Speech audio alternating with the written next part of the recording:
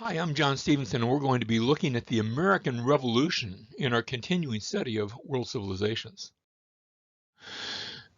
The issue began really much earlier, where the colonies and England against France had been involved in what was then called the 7 Years' War. And of course, once the war came to an end, England found itself needing to pay the bills. You know, wars are always expensive. And so as a result, we begin to have a period of taxation that's expected, but the complaint of the colonies was that they were being taxed without being represented. And so this whole issue of taxation without representation now comes to a head. The opinions and the feelings and the emotions begin to escalate, and in 1770 there's an incident where some people had been throwing rocks at some soldiers in Boston, and somebody somewhere, probably in the crowd, cries out, "Shoot, shoot!" And sure enough, the soldiers shoot into the crowd, um, and a number of people are killed. The soldiers are captured and put on trial. It's interesting that representing them was John Adams, who would eventually be the second president of the United States, and they were found innocent. It was an unfortunate thing, but the tensions continued to escalate, and finally, in 1775, British soldiers who were stationed in the colonies marched with orders to disarm the colonists, and the colonists will not be disarmed, and now this erupts into open war. Supposedly, as they're doing this, somebody fires, and this was known euphemistically as the shot heard round the world, where suddenly this revolt now breaks out, and the colonies, at least in bits and pieces, find themselves in revolt. In 1776, there's a Declaration of Independence written by Thomas Jefferson. He puts the pen to the paper. It was ratified and then signed on July 4th, 1776. It continues to be within citizens of the United States a celebrated holiday. It's addressed to the King of England, and it explains their reason for seeking independence. It begins when, in the course of human events, it becomes necessary for one people to dissolve the political bands which have connected them with another, and to assume among the powers of the earth the separate and equal station to which the laws of nature and of nature's God entitle them. A decent respect to the opinions of mankind requires that they should declare the causes which impel them to the separation. Notice the eloquence of Jefferson's words. Notice also the reference to the laws of nature and nature's God. It's not specifically a Christian document, although God is referenced in it. The document goes on to say, we hold these truths to be self-evident, that all men are created equal. Now remember, this is written by those, many of these who were doing the writing, Jefferson included, were owners of slaves. So when they talk about all men created equal, they're not necessarily talking about all men, all men. There's perhaps just a bit of unseen hypocrisy that takes place here. But the words themselves ring true. Even if we wonder about the eyesight and the vision of those who were writing them. Again, he says, we hold these truths to be self-evident, that all men are created equal, that they are endowed by their Creator with certain unalienable rights, that among these are life, liberty, and the pursuit of happiness, that to secure these rights, governments are instituted among men, deriving their just powers from the consent of the governed. It goes on to say that whenever any form of government becomes destructive of these ends, and they were claiming that the British government had become destructive of these ends, it is the right of the people to alter or abolish it and to institute new government, laying its foundation on such principles and organizing its powers in such form as to them shall seem most likely to affect their safety and happiness. And with that, those that signed this in the colonies were declaring their intent to form a new and independent government. It concludes, and for the support of this declaration, with a firm reliance on the protection of divine providence, notice the sort of indirect reference to God, we mutually pledge to each other our lives, our fortunes, and our sacred honor by putting pen to paper, by signing this document. The signers of the declaration were finding themselves in revolt against England, and they were indeed pledging their lives, because if they were captured by England, they would be hanged as traitors. And so the document was ratified and signed, and now the colonies found themselves in open revolt. Of course, not everybody was necessarily in agreement with this action. But the colonies now found themselves not in only in open revolt, but actually engaging into a period now of warfare. The leader, the military leader that was chosen, was going to be George Washington. He was capable, and yet initially his sort of ragtag army was underpaid, underfed, and found themselves facing the most highly advanced professional army at that time in the world. That is the Army of England. This painting, and of course, remember this is there was nobody painting it uh, uh, at the time, so this is an artist's fanciful recreation, and frankly, perhaps a bit of propaganda included, of Washington crossing the Delaware on the morning of Christmas to attack the German mercenaries that were working for England. In one of his brief attacks, where for the first time he actually gains just a bit of the offensive, Washington actually lost quite a number of battles. But in doing so, he lost them eloquently, in the fact that instead of losing his entire army, he was a survivor. And so with each loss, he managed to lose the battle, but not the war.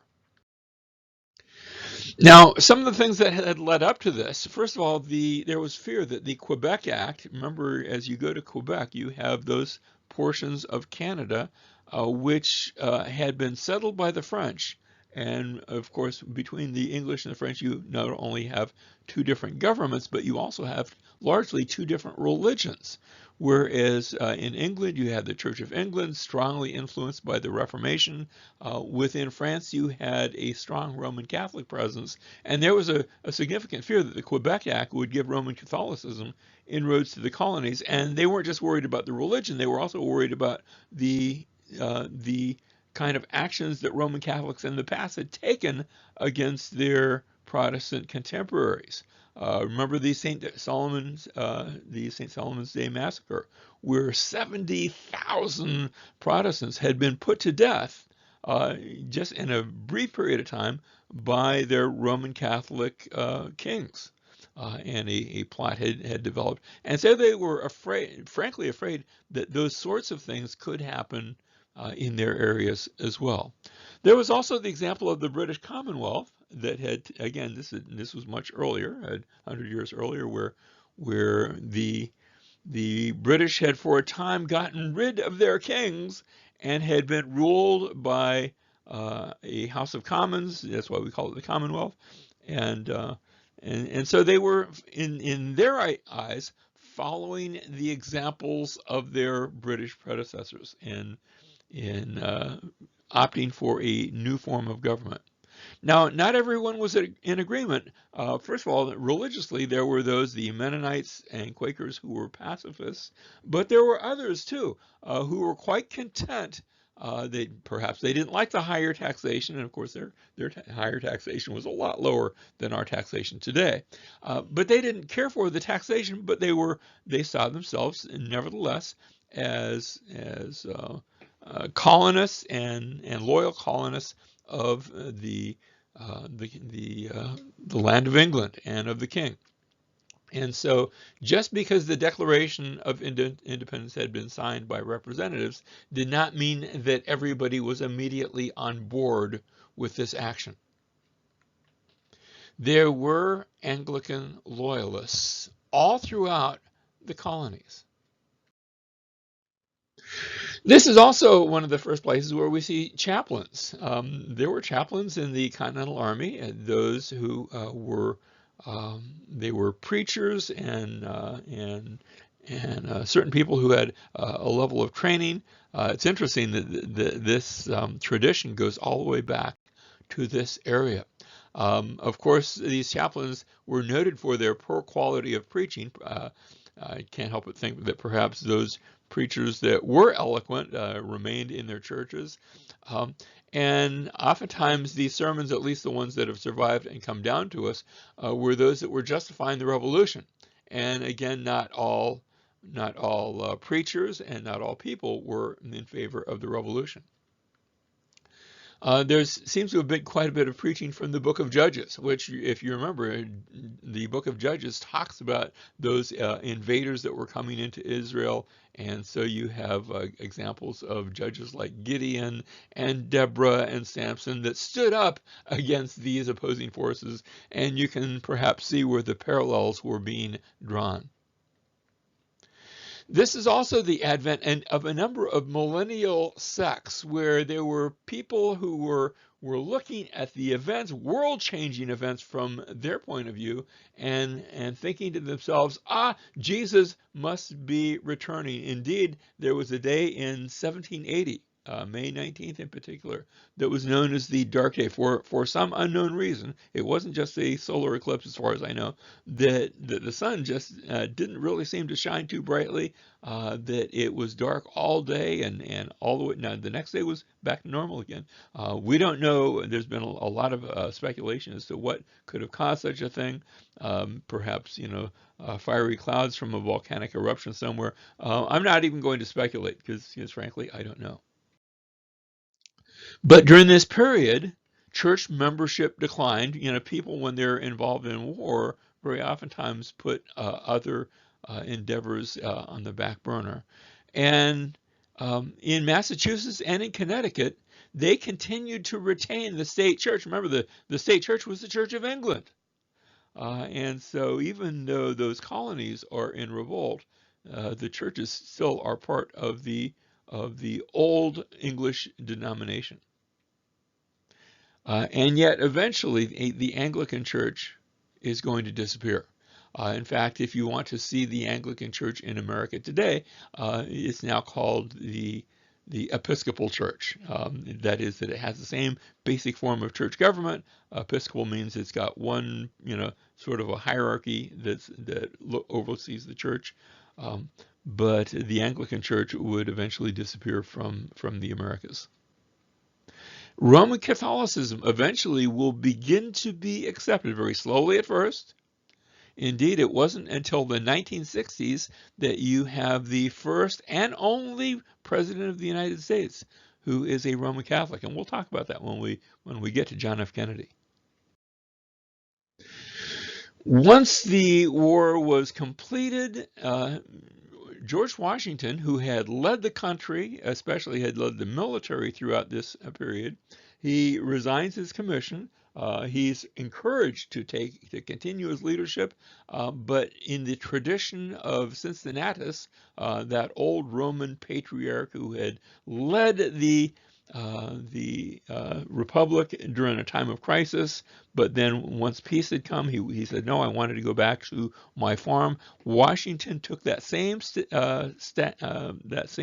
action, and indeed, people at the time were reminded, and they made those connections of Washington and that old Roman patriarch Cincinnatus. In fact, there's a city, Cincinnati, Ohio, is named after that old Roman patriarch. Eventually, then, following the completion of the war, there would be a constitution now that would be signed, and George Washington was called upon now to become the president of this new nation, this new republic. The Constitution begins, "We, the people of the United States, in order to form a more perfect union, establish justice, ensure domestic tranquility, provide for the common defense, promote the general warfare, and secure the blessings of liberty to ourselves and our prosperity, do ordain and establish this Constitution for the United States of America." Now, we hear that United States of America, we think in terms of a country. They thought of a series of states that had united for the common good. In this Constitution, it provides for three branches of government: a legislative branch made up of Congress, under which you have two bodies, the Senate and the House of Representatives. That's very much like old Rome, and this Constitution is based largely upon the Roman Republic. The second part of the second branch of that government would be the executive branch, where you would have a president, and there would also be, just in case something happens to him, a vice president. Initially, the person who got the most votes would be, or the most electoral votes, I should say. I'm not going to go into detail on that, would become the president, and the runner-up would become vice president. No, that's not the way we do things today, but that was the way it was originally designed. And then the third branch would be the judicial branch, which would interpret the laws. So notice, the legislative branch makes the laws. The executive branch, their duty is to carry out those laws. And then the judicial branch interprets the laws, and you have both a Supreme Court, and eventually you're going to have other federal courts as well, as that government grows and develops. Now, there was an interesting compromise made in this Constitution, what known as the Three-Fifths Compromise, because remember, you had slavery. And how do you count slavery in a representative form of government? Well, the northern and southern states compromised by agreeing to count every 5 slaves as 3 free persons. That doesn't make them free; they're not. Their owners are going to continue to do the voting. And I should say the male owners, because women did not have the right to vote either. But for purposes of representation and taxation, they would count those slaves, but of course they would not be allowed to vote, and they would not be paying taxes because they didn't have any money, they didn't have any freedom to do that sort of thing. And that means that slavery was built into the Constitution. Subsequently, though, there was also a Bill of Rights that was passed. The first of those, the freedom of speech and religion. When I say freedom of religion, that says that the government has no right to impose a state church. Now, states can impose their state church, and there were still state churches at this time. But the federal government could not impose a state church upon the states. And likewise, there was a freedom of speech. There was the right to keep and bear arms. Remember, that had been one of the issues that had sparked off the entire American revolt. Soldiers could not be quartered in private homes without consent of power. This was the third point in that Bill of Rights. Number 4 was that there would be no unreasonable search. That has grown and developed in all sorts of ways in recent times, and that's appropriate. The Fifth Amendment would be that you cannot be forced to witness against oneself. The Sixth Amendment, the right to a speedy and public trial. The Seventh Amendment addresses the issue of trial by jury, where it can't not be just you can't be tried just by the judge. You have the right to be heard by a jury of your peers. Next, no cruel or unusual punishment, and of course that didn't do away with capital punishment, but for example, they couldn't do things like crucifixion or things that would be inordinately painful. The enumeration of rights does not cancel other rights that are unnamed, so that this Bill of Rights does not limit other rights. What it does do, it limits government. And finally, number 10 was that the powers that are not in the Constitution are reserved by the states and the people. If you say, well, who has that right? It goes back to the people, not to the federal government. Now, subsequently, there would, over a period of many years, there would be other amendments to the Constitution. For example, the 11th Amendment says that states cannot be sued by non-citizens. The 12th Amendment uh, changes the way that presidents and vice presidents are elected. They are elected separately instead of in one election where you have the winner and then the runner-up. There's separate elections for them. In the 13th Amendment, slavery was abolished. Now, you remember that's going to take place in the 1860s. In the 14th Amendment, there's equality under the law. Now, that doesn't necessarily mean there was equality, but that the law was not to take different social status into account, and that all would be subject to the same laws. The 15th Amendment gave the right to vote for all races. Prior to that, that was not the case. Even a slave who had been free didn't necessarily have the right to vote. The 16th Amendment, Congress can levy an income tax. The 17th Amendment, senators are elected by popular vote. The 18th Amendment was an amendment establishing prohibition. We're going to see that repealed a bit later. The 19th Amendment allowed women to vote. The 20th Amendment established the inauguration day when the president would now become president. The 21st Amendment repealed that former amendment that established prohibition. So you now have an amendment to get rid of prohibition. The 22nd Amendment, this was after Franklin Delano Roosevelt had been elected to 4 different terms. Now his Republican adversaries pushed through an amendment that said presidents can only be elected twice. That hadn't been an issue previously, but now it had become an issue. The 23rd Amendment says the District of Columbia has electors to participate in the federal government as well. The 24th Amendment establishes that voting does not require paying your taxes. It may be illegal to pay taxes, but you can still vote. The 25th Amendment speaks to presidential succession. What happens if the president not just dies, but maybe is incapacitated to the point where in a coma or something like that, and it now it succeeds to the vice president, and there's a chain of events that take place. The 26th Amendment allows 18-year-olds to vote. Previously, it had been age 21. And the 27th Amendment, the most recent one, the Congress has to wait for their pay raise.